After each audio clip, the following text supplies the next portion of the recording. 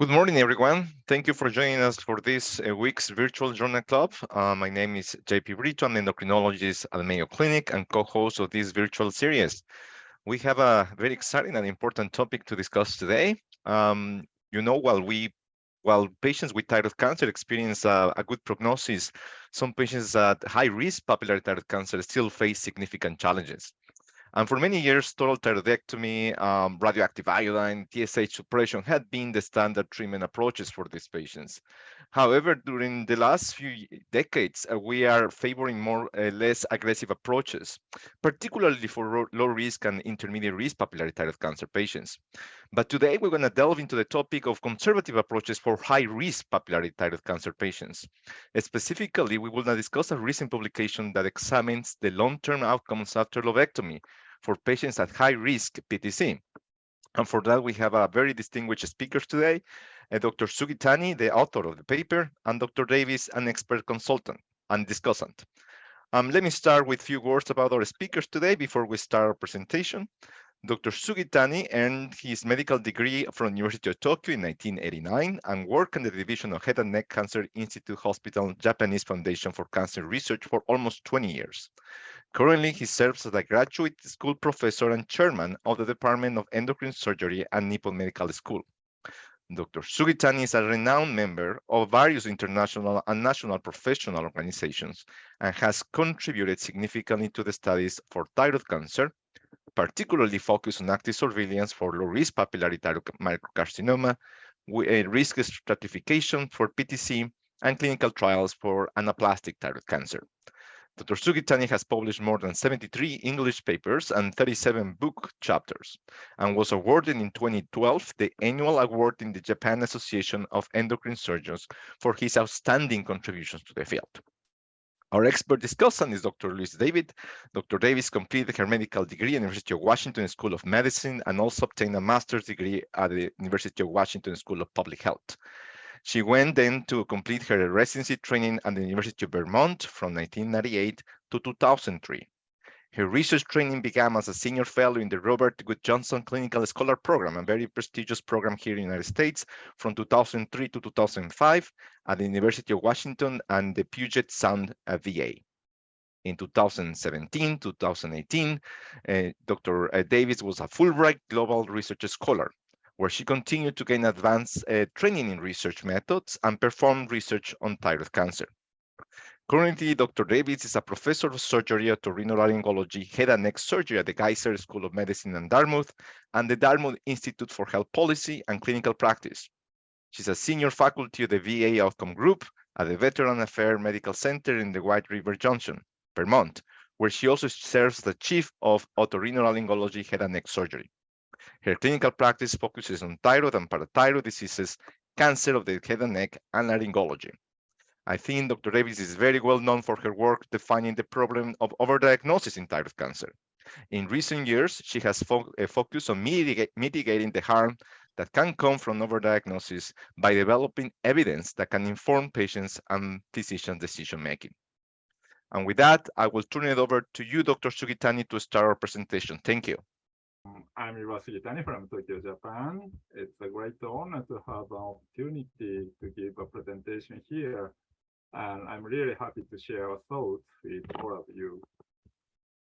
I have no financial relationship to disclose in relation to this presentation, but I may be biased being a minimalist for the way of thinking towards thyroid cancer treatment. Thanks to my mentor, great mentor, Professor Yoshihide Fujimoto. Well, I think less is more, and risk-adapted management are keywords in recent thyroid cancer management. Actually, in 2006, Dr. Louise Davies pointed out that increased detection and surgery of small papillary thyroid carcinoma, PTC, did not result in decrease of the mortality of the disease. Thereafter, the overdiagnosis and overtreatment of small PTC has been the hottest topic all around the world. I'm proud that active surveillance management has been emerged from Japan as one of the countermeasures to prevent overtreatment of early or PTC. Meanwhile, the American Thyroid Association guidelines have drastically changed the policy toward low-risk PTC. As you know, in 2009, guidelines recommended total thyroidectomy for all patients with thyroid cancer larger than 1 centimeter.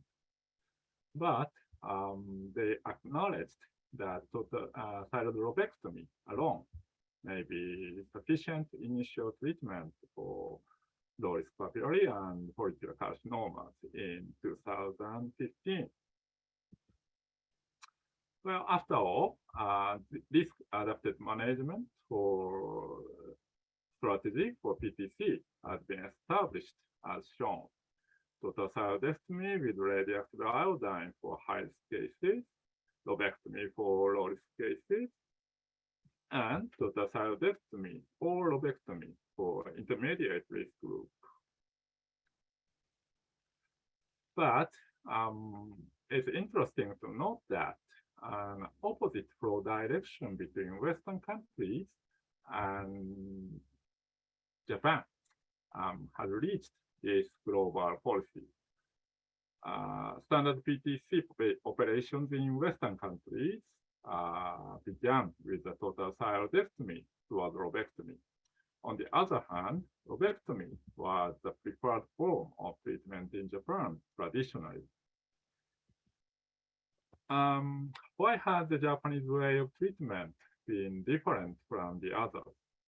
I'd say one of the reasons was that Japanese pioneers like Professor Fujimoto clearly understood the biological characteristics of PTC and put an emphasis on patient quality of life and avoided overtreatment. In addition, traditional Japanese diet makes it difficult to restrict iodine intake. Moreover, strict legal regulations for RI treatment has limited the accessibility to the management. Anyway, guidelines universally recommend total thyroidectomy for patients with high PTC now. ATA guidelines, NCCN guidelines, European guidelines, even Japanese guidelines. Now, what level of evidence supports the widespread belief that high-risk PTC should be treated by total thyroidectomy? Actually, there has been no randomized trial comparing total thyroidectomy with lobectomy for high-risk PTC. Even observational studies are few because every patient with high-risk PTC has been treated by total thyroidectomy in Western countries. In this context, we published this paper on our Journal of Surgery recently. The aim of the study is to investigate the long-term outcomes of curative surgery with lobectomy for high-risk PTC without distant metastasis, compared with total thyroidectomy using propensity score matching at the Japanese Tertiary Oncology Referral Center. The high-risk group was defined according to the Japanese Association of Endocrine Surgeons guidelines. The Japan Association of Endocrine Surgery guidelines defined high-risk PTC as a tumor larger than 4 centimeters, T4 disease, large nodal metastasis, or extranodal extension, or distant metastasis. This is not much different from ATA guidelines to recommend total thyroidectomy. I'm sorry for confusing you, but we have actually another another original risk group classification system, CIH classification, Cancer Institute Hospital classification, which was created to predict cause-specific mortality from thyroid cancer.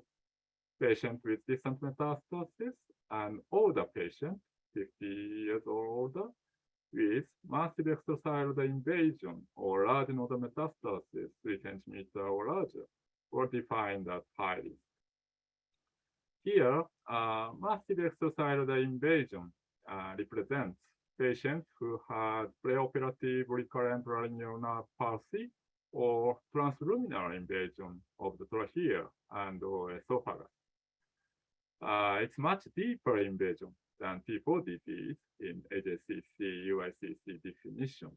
Eventually, CIH high-risk cases comes into a narrower criterion than JAES high-risk group. Here is our treatment strategy for JAES high-risk M0 PTC. Until 2004, our standard procedure had been curative surgery with lobectomy. Total thyroidectomy was performed only for patients with bilateral disease, and RI therapy was conducted for patients who developed distant recurrence. CIH classification, as I mentioned, was devised in 2004. So from 2005, we have conducted total thyroidectomy and RI therapy for CIH high patients.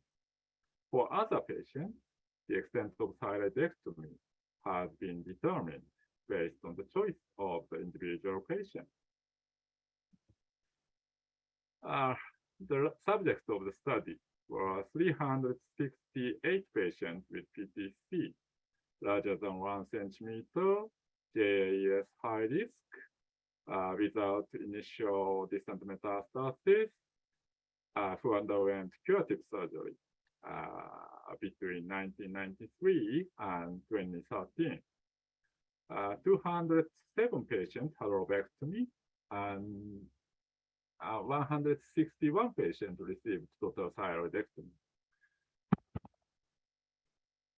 The median age was 59 years. 2/3 were female, and mean follow-up,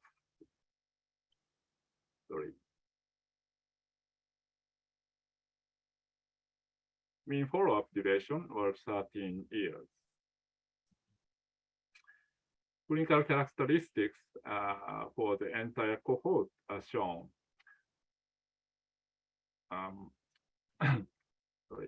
Comparing lobectomy group and total thyroidectomy groups. Age, sex, tumor size were identical between groups. Rates of massive extrathyroid invasion, large focality, and large node metastasis was significantly higher in total thyroidectomy group than in lobectomy group. RI treatment was carried out only for 50% even of the total thyroidectomy group. On the other hand, 14 patients in lobectomy group had therapy following completion thyroidectomy afterwards. Here's the entire cohort Kaplan-Meier curves for overall survival, post-space survival, and distant recurrence-free survival. Post-space survival and distant recurrence-free survival seems to be inferior in total thyroidectomy group than lobectomy group, maybe due to the selection bias. But the overall survival was also almost identical between the groups. By the way, recurrence at the remnant thyroid was seen in 2 patients in lobectomy group. It was only 0.5%. Then propensity score matching. Patients in the both groups were matched by age, sex, tumor size, massive extrathyroid invasion, and large node metastasis. It yielded a total of 104 matched pairs. This cohort showed no significant differences in any critical factors between groups aside from match focality. After matching, here's the result. Overall survival cause-space survival and distant recurrence-free survival were compared between the lobectomy group, black line, and the total thyroidectomy group, red line. As you can see, there were no significant differences between the groups. Next, multivariate analysis for the Probus factor was carried out using Cox proportional hazard modeling.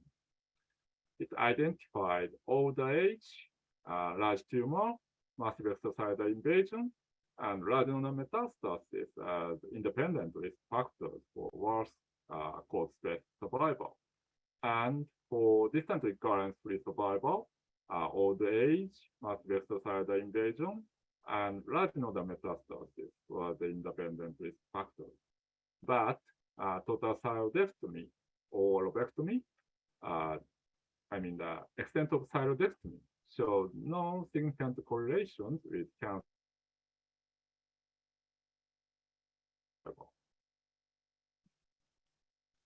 In summary, surprisingly enough, the superiority of total thyroidectomy over lobectomy was not demonstrated in patients with high-risk M0 PTC. There are some limitations on this study. Possible selection bias due to a single-center retrospective study. Unknown confounding factors in spite of propensity score matching.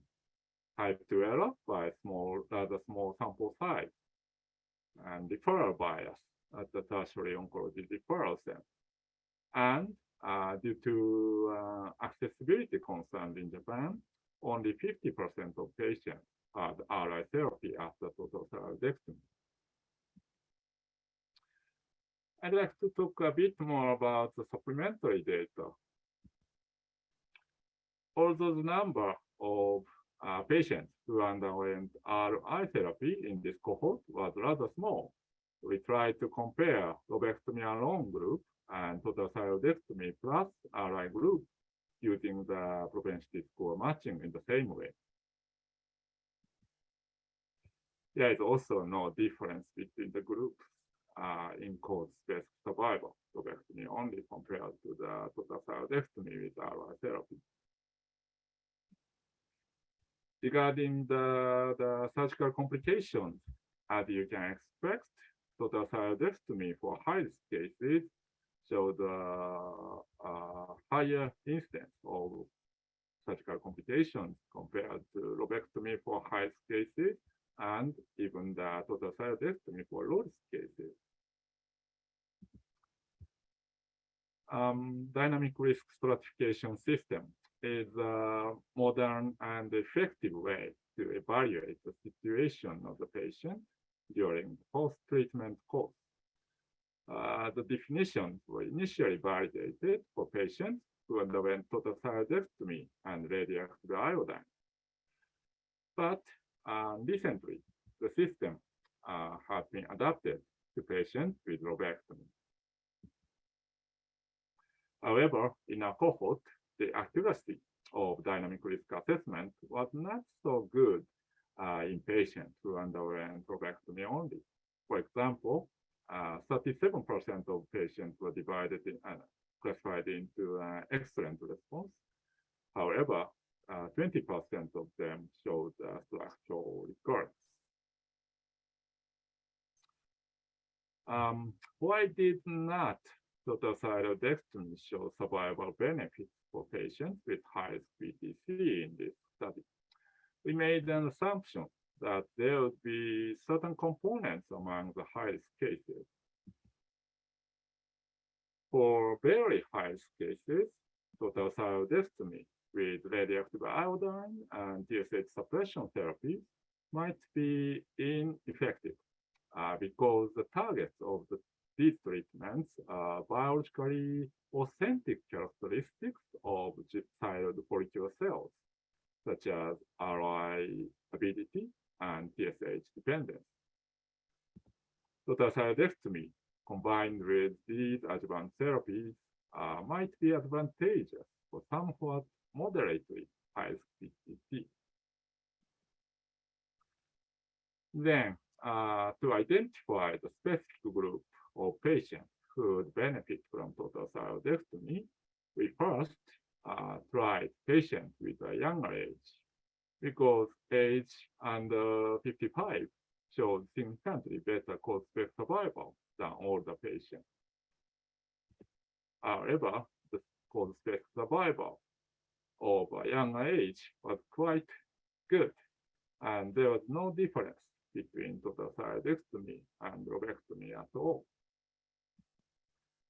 Next, we focused on TAP promoter mutation negative patients. Those patients have significantly better cause-based survival than mutation positive patients. But unfortunately, total thyroidectomy did not improve cause-based survival for TAP mutation negative patients compared to lobectomy.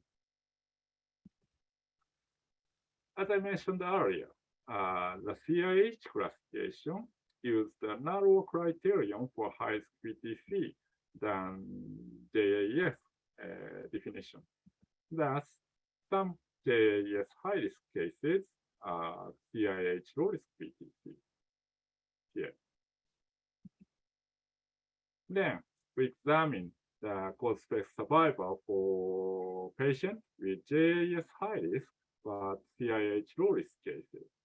In this group, for the first time, total thyroidectomy curves is better than the lobectomy curves, although the difference was not statistically significant. Further research is needed to elucidate the definitive indication for total thyroidectomy. Lastly, I'd like to make reference to the therapeutic sequence for high-risk PTC. In the last decade, multi-kinase inhibitors, mainly targeting VEGF receptors, appeared as a treatment option for thyroid cancer. These drugs can usually be provided for patients with undetectable progressive PTC after verifying RI resistance.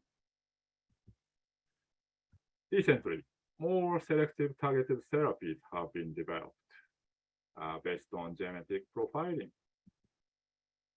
Genetic evaluation to determine driver mutation or RI ability in the early stage of treatment might lead to individualized approaches, avoiding unnecessary total thyroidectomy and RI therapy in the near future, I suppose.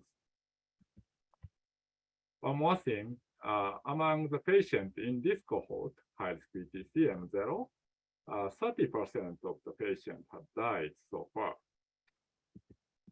But surprisingly enough, the majority were not due to thyroid cancer, other reasons, 56%. Thus, we should pay much more attention to overall survival, even for patients with high-risk PTC.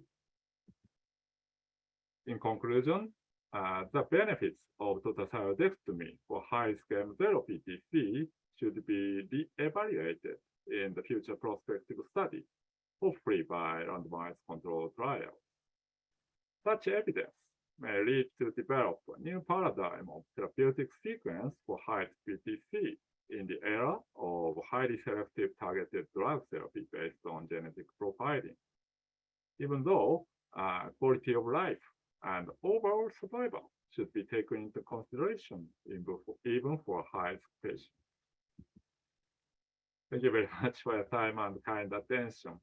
Let me pass the baton to Louise. Thank you. Thank you, Dr. Sugitani. So we're going to start with Dr. Davies' slides. Well, thank you. It's really nice to be able to be here and be the discussant for my colleague, Dr. Sugitani, whose work I so appreciate because I feel like we are kindred spirits. And so let me first remind people that just how interesting these results are. I think it's really telling that almost regardless of treatment for these high-risk patients, there's just a certain trajectory of illness that people experience.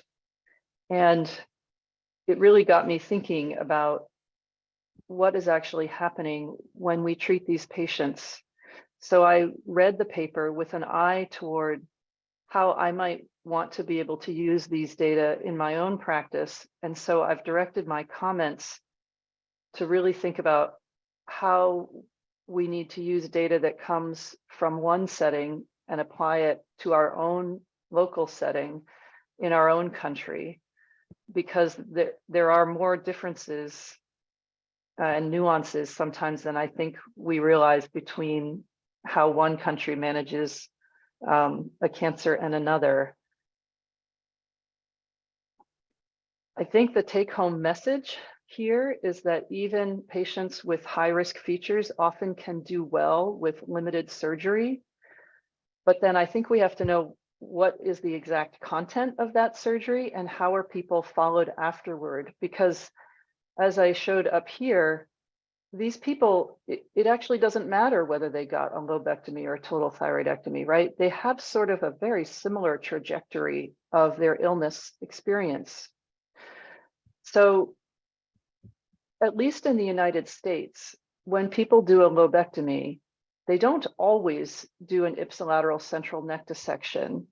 But as I understand it and have observed it from my colleagues in Japan, this is a standard part of how the procedure is done. So if you wanted to adopt this approach in your own center, and you typically, if you did a lobectomy, you didn't do a central neck dissection, you would want to adopt that approach here. And this is not just a therapeutic one where you can see and feel lymph nodes, but they do it as a routine part for each lobectomy. So when you look at these data from Dr. Sugitani, keep that part in mind. The other thing that I really thought was very interesting is the way that patients get followed up after surgery.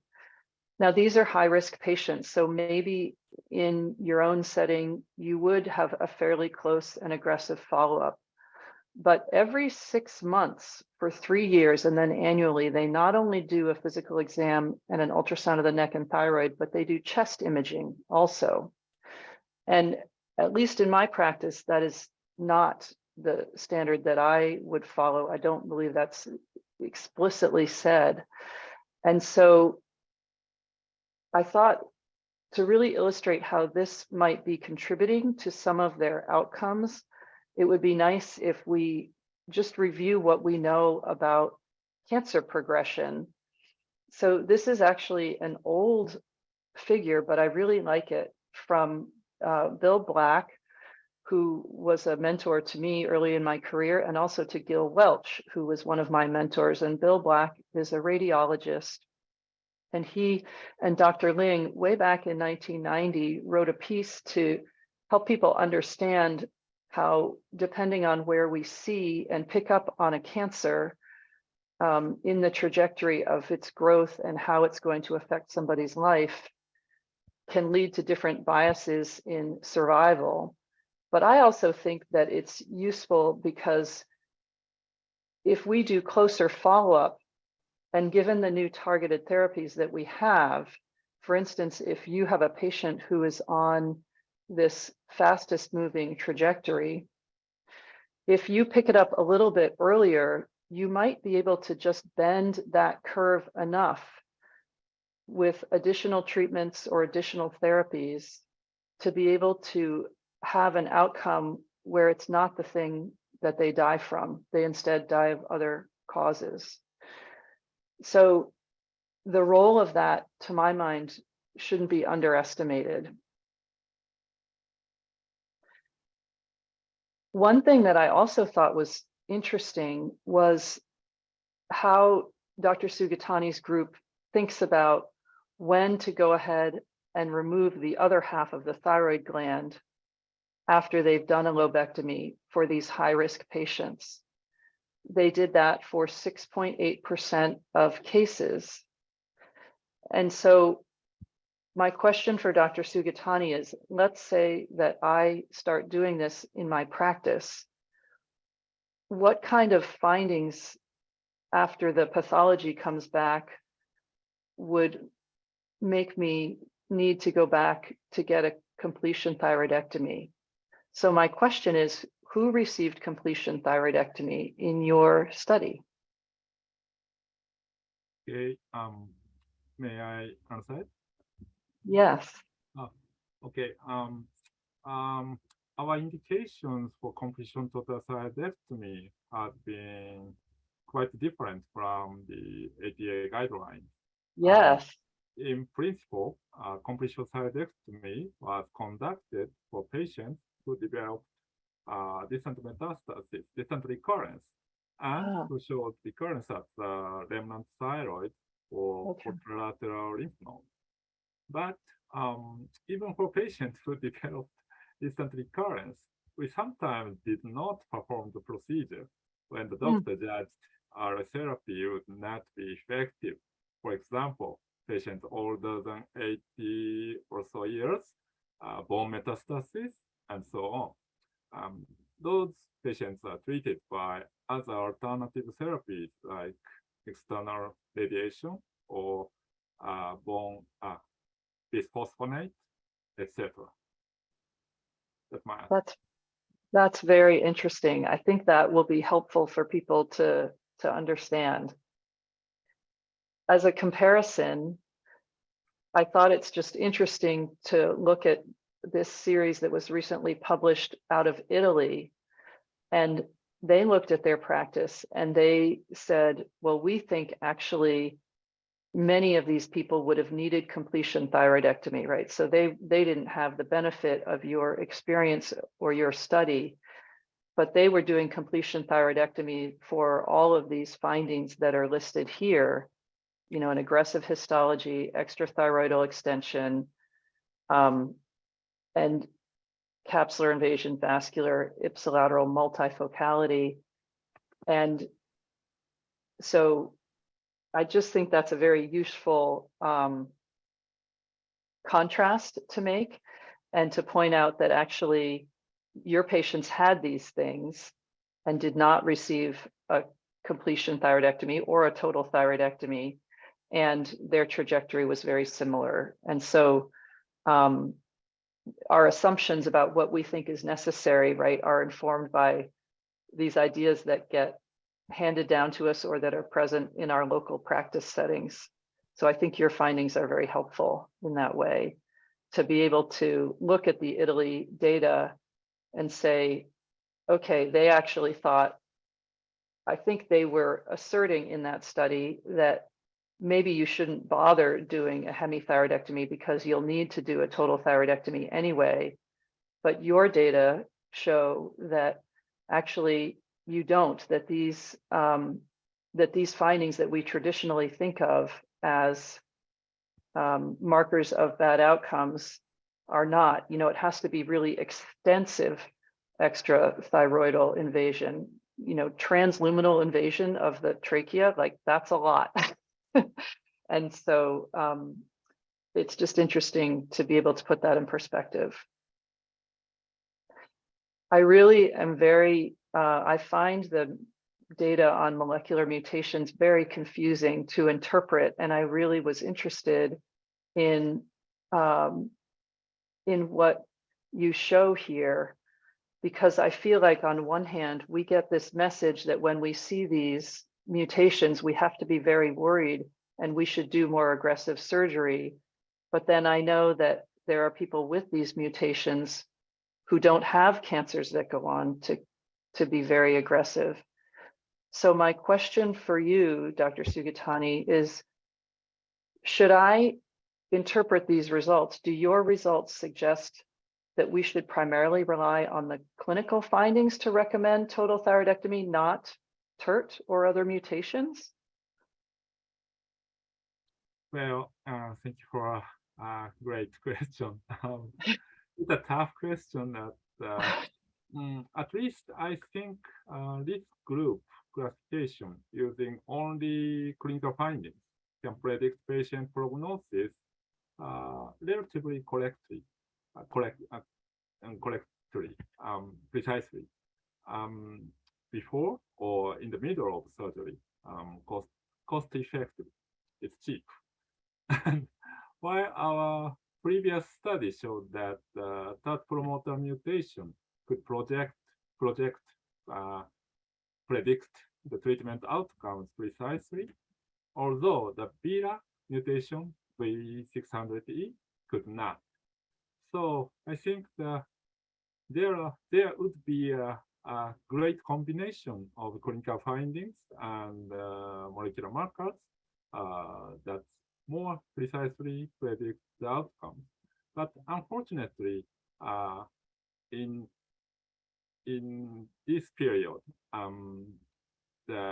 our aggressive treatment, that means only total thyroidectomy and RI therapy, cannot save those very aggressive cancer. As for molecular markers, it might be a fantastic and unrealistic story. But if we can find some molecular signatures to forecast our ability before surgery, we may be able to skip RI therapy and use newly developed targeted drugs when necessary. Last week, I was impressed. Last week's Journal Club seminar, Professor Sophie Lebrun talked about redifferentiation trial, and Professor James Faggin mentioned some molecular findings related to RI efficacy. But I know that redifferentiation therapy also needs a total thyroidectomy after all. Yeah. Thank you for the great question. Yeah.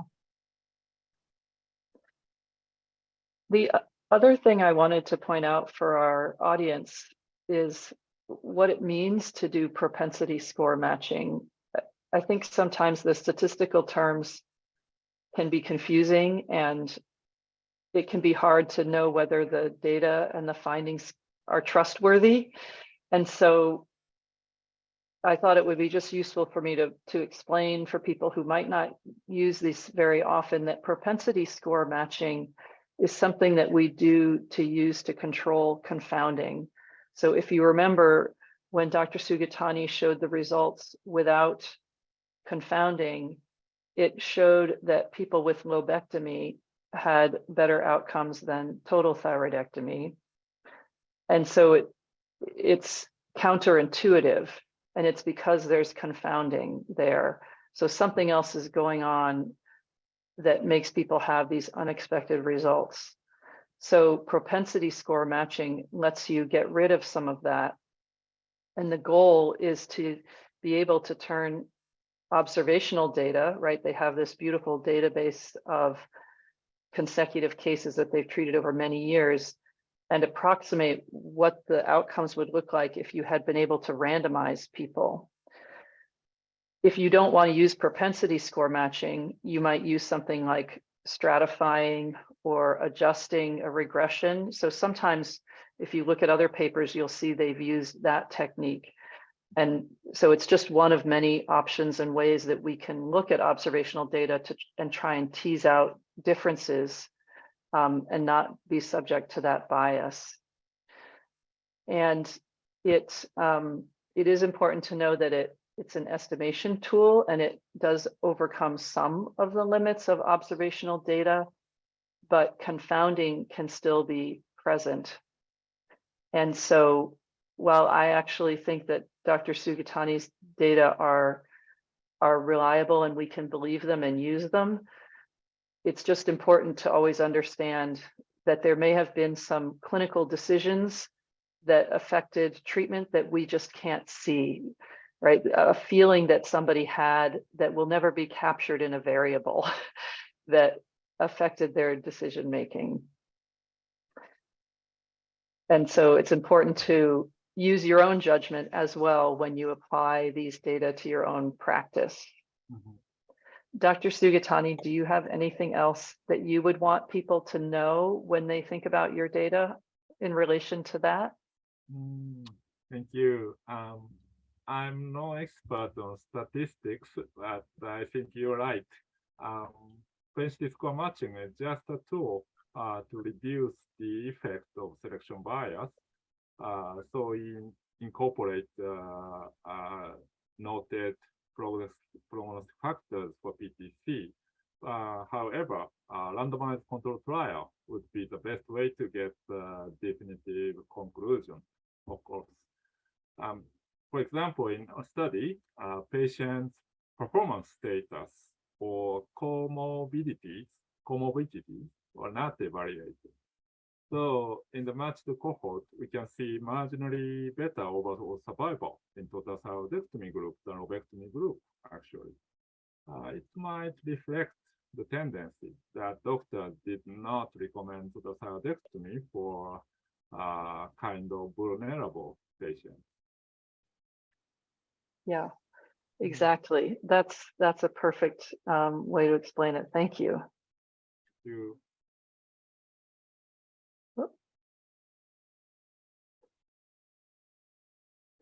So I think in summary, what we should take away from your paper is that the superiority of total thyroidectomy over lobectomy is not demonstrated in patients with high risk but M0 papillary thyroid cancer.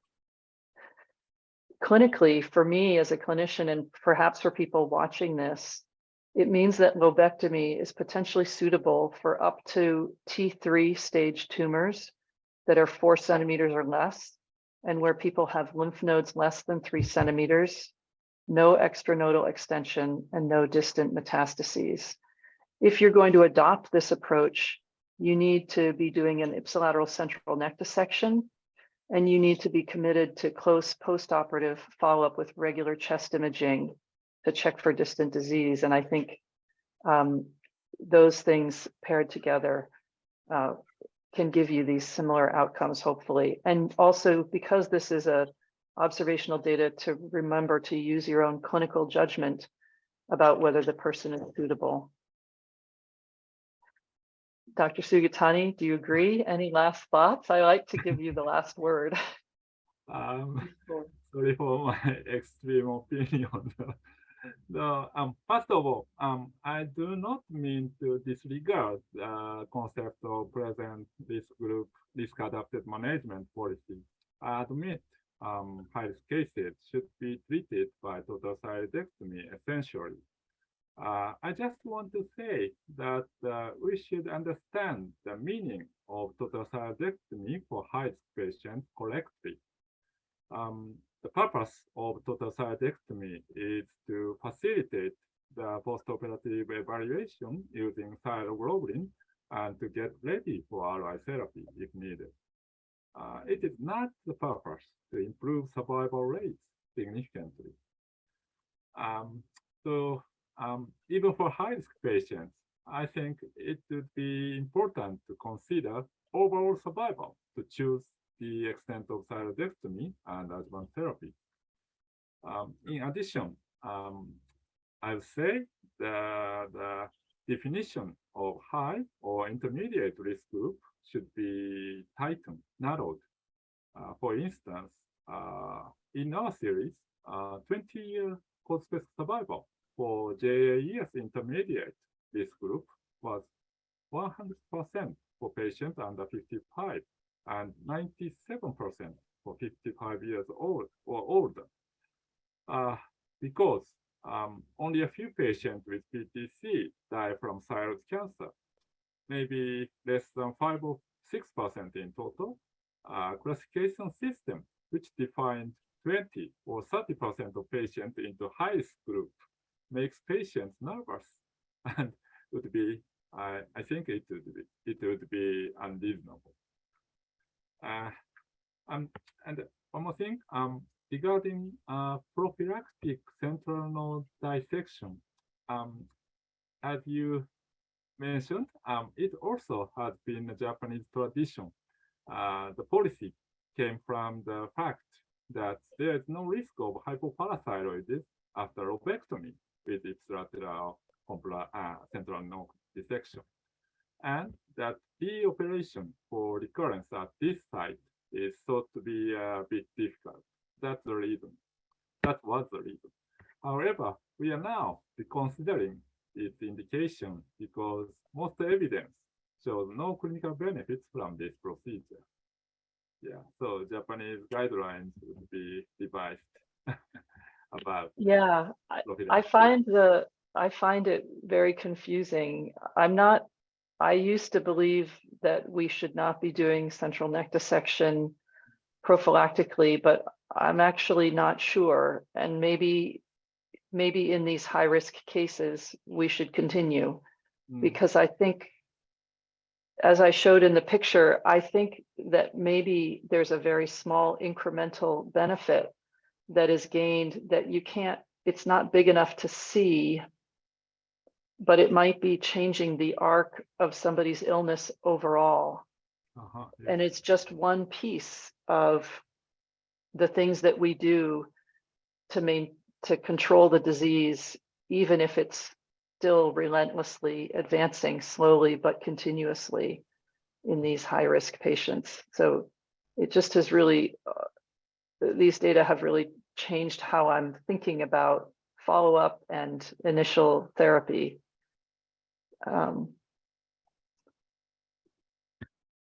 So thank you. That's all I have for my comments. Dr. Sugitani, Dr. Davies, fantastic interventions, very, very interesting topic. And we also welcome Dr. Urkin to the panel for questions and additional comments. But before we do that, I really want to pose the question why we don't get the results that we were expecting. And in my mind, might be many reasons, but one is, this is actually not high risk. That's maybe we got it wrong. Might not be the natural history of high risk tumors. We don't have the markers that we thought that were good to define high risk. That's one thing one can conclude for this. And the other one, I think Dr. Sugitani was implying this, the treatment is not effective, either because the risk is very low or simply because the treatment is not effective. So it's not in many instances in medicine in which just for an area of cancer, we ended up removing the whole organ. If we think about thyroid cancer treatment, usually we don't remove the whole organ. And the reason why we tend to do this in thyroid cancer is mostly because of radioactive iodine and subsequent follow-up with thyroglobulin and thyroid markers. So let me pose the question, why we are not getting the results? What we did we get something wrong? It's about effectiveness of therapy. Let me start with you, Dr. Sugitani, and then Dr. Davies. Oh, I'm sorry. I can't follow. Yeah, no, the question is, did we get the natural history of these cancers in the right way? Are these actually high risk tumors to begin with? Yes. So that biologically high risk cases, it's losing the original thyroid follicular cells characteristics can't be well treated by the total thyroidectomy, radioactive iodine, or this separation therapy. So I wish that maybe the newly developed drugs targeting the driver mutation could be helpful for those kind of cancers. Louise, any thoughts? Yeah, I think that I think in some cases we do have it wrong, right? The things that we think are high risk are not. But I think there's sort of two things. There may be these slowly, relentlessly advancing tumors, like I said, where we can bend the curve so that they end up dying of something else and can have a good death, right? Because we all want to have a good death, however our life is going to end. And then the other thing is it makes me think that we need to always be mindful of the competing risks, right? Even these people with their aggressive cancers have other illnesses and other health and life events that will intervene and overtake the cancer in importance. And so really bringing that into the discussion, I think, is something that we could add, because it's always going to be we can't quite tell what's happening with the thyroid cancer. We're never going to have that perfect answer, I don't think. Like, we're never going to be able to predict 100%, because it's not just about markers, right? It's also about the individual person and their own internal environment, the environment they live in, their risk factors, things that we don't fully understand about how those things interact. So I believe we'll never know for sure. We'll always only be able to predict. I think you're right. There are a couple of questions from the audience. I would like to read those ones. The one question is about aggressive histological subtypes. Whether they were part of the model, did it predict anything in terms of recurrence and mortality, Dr. Sugitani? So this is aggressive histological subtypes. Okay, yeah. We separately analyze those kind of the aggressive subtypes like tall cell variant or papillary thyroid cancer with poorly differentiated component like solid trabecular or insular structures. But we did not compare the procedures to the thyroidectomy or lobectomy for those kind of aggressive features. Actually, but those kind of cancers showed lesser inferior outcomes, but it did not affect by procedures also. Great. Many of these patients also have contralateral nodules, maybe about 20-25%. Many of those times, the contralateral nodule is the reason why we ended up doing total thyroidectomy. Can you tell us more about the decision making for lobectomy or total thyroidectomy in those circumstances in which we had contralateral nodules, depending on the biopsy, depending on the features? Can you tell us more? Well, if we find maybe 3 centimeter or larger benign nodule on the contralateral lobe, we discuss that things with patients. And if patients are aware of that benign nodule, we refer to total thyroidectomy in that situation. But for example, 2 centimeter or smaller, cytologically benign cases, we do not perform total thyroidectomy in that case. Mark, I think you have a question. If not, I would like to ask you about the perspective of you as a surgeon, with particularly very important aspects of lobectomy and ipsilateral prophylactic dissection. Yeah, first of all, thank you, Dr. Sugitani and Dr. Davies, for a wonderful presentation and discussion. It's certainly thought-provoking. My question would be, the basic premise is that these are, one question for Dr. Sugitani and one for Dr. Davies. The premise is that these are M0 patients at the outset. And so the assumption has to be, if we can't rely on thyroglobulin to make that determination, that everybody is getting a CT scan of the chest, and not just a chest X-ray, because chest X-ray would certainly underestimate the number of patients with metastatic disease. Dr. Sugitani, can you just clarify that for me? Yes, thank you for a great question. Yeah, we routinely take a chest computed tomography on their lung before surgery, and 1 and 3 and 5 and 10 years after the primary surgery for the lobectomy patients, if the patients classified into the high risk group. Yeah. Great. Okay. And if we find the lymph node metastasis, lymph node recurrence, we try to fasten the computed tomography in that case. Great. So Dr. Davies, I'm still the the concept of doing a prophylactic lymph node dissection ipsilateral on all patients, I'm still trying to understand if whether the information that you would be obtaining here, and I know you're speculating about this, but are you driving this as an action item to change the understanding of the disease or to intervene? Is the issue there that you're saying this would be a driver to do a completion thyroidectomy? I'm not quite sure I understand why you're honing in on this.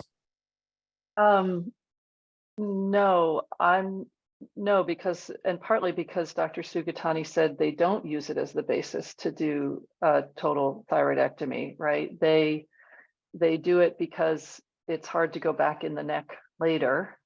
And if there's disease there, then you've at least gotten that out of the way.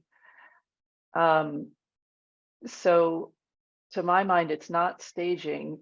It's maybe some very small incremental benefit that we haven't been able to see with our previous studies, because we've been looking at whether it affects rates of recurrence, which it doesn't, right? But maybe it alters the trajectory of those recurrences so that they are slower or later or something. And I don't really know, because I have to say it makes me uncomfortable to propose it. But on the other hand, we're talking about people with really aggressive cancers, right? Things that we would normally do a total thyroid on, people with muscle invasive cancers that are large. So I don't know, does that answer your question? Somewhat, yeah. I mean, I'm not sure I completely buy into the concept. I think that I'm not sure if it changes the paradigm of doing a dissection based on clinically evident disease or radiographically evident disease versus clinically and removing all clinically non-evident.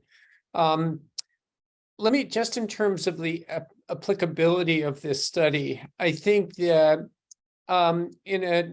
there may be one other variable here that would make it difficult to apply in the US, and that is patients who are aware of guidelines and who tend to be of a different mindset with respect to maximizing therapeutic intervention, at least based on guideline recommendations, would make it, I think, very challenging in the United States to not proceed with a total thyroidectomy or completion and radioiodine. And I'm wondering maybe if Dr. Sugitani can comment on this, because I think that would be a major driver to adopt this approach in the United States here. What should I say about the United States? Right. Yeah. I don't know, it's their reference, but in Japan, we created a new guideline in 2010 to apply total thyroidectomy for high-risk cases, because all the patients were treated by lobectomy, basically, beforehand. So that we did a great effort to disseminate the idea that total thyroidectomy for high-risk cases. That's the Japanese way of the changes. So I don't know clearly about the United States situation, but yeah, change needs some kind of efforts among the specialists. Sorry, I can't understand. No, great. No, thank you. Terrific. Thank you, Mark. And we up to the hour. I think this was fascinating. Probably we should have another one of these ones. There are so many questions, such an interesting topic. So, Mark, if we can do maybe a panel on this, will be fantastic. But But I would like to say thank you very much to our speakers, to the audience. It has been an excellent discussion. Thank you, everyone, and we're looking forward to seeing you again next week. Thank care. you. Everybody.